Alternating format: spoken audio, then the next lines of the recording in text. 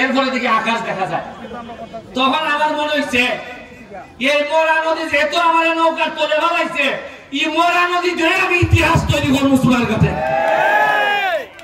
ইটারে 2 ঘন্টা রাস্তা পুরা 3 কিলোমিটার।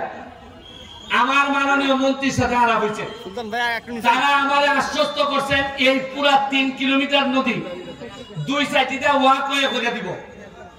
এই নদীর মধ্যখানে একটা রেস্টুরেন্ট হইব, আপনারা আইতে থেকে নদীর মধ্যখানে ঝুলন্ত রেস্টুরেন্ট, এখানের মধ্যে গিয়া আপনারা খাওয়া দাওয়া করবো, একটা দারুণ রেস্টুরেন্ট দিব।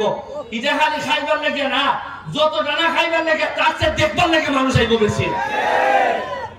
আইন আপনারা রেজের মার্কেট, সাইতলা মার্কেটের লেগে লিস্টে নাম দেওয়া হয়েছে আপনারা এই বাজারে, সবজি বাজারে সাইতলা মার্কেটের লেগে। এটা আমি থাকতো এই মার্কেট আমি সাইতলা করে যাইব, তবে আমার তাড়াতাড়ি হইল না, এটা এই বছরই জানলাম না। যদি আমাদের মাননীয় মেয়র তিনি যদি আরেকটু অ্যাক্টিভ হই আমাদের সাথে। আচ্ছা, একটা জিনিস আজকে দেখুন চাই, আজকে যে আমরা এখানে বোয়া, যারা বোয়া এখানে সৈয়দ লিয়াকত হাসান ভাইস চেয়ারম্যান, আমাদের খাইরুল, আমাদের আরেকজন ভাইস চেয়ারম্যান খাইম ভাই, কেউ কি আপনার মনের মধ্যে কি কেউ আছে এটা যে আওয়ামী লীগ বিএনপি?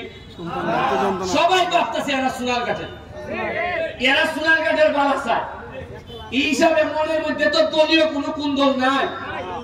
আরে সোনারঘাটের স্বার্থের বিষয়ে দল তো পরে, আগে সোনারঘাট আগে, এটাই বুঝন লাগবো।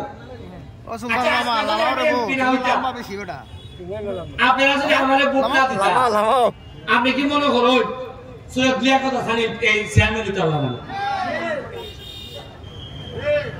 পরে আইন যার পরে আপনি কথাটা ঠিক কইছে কিনা?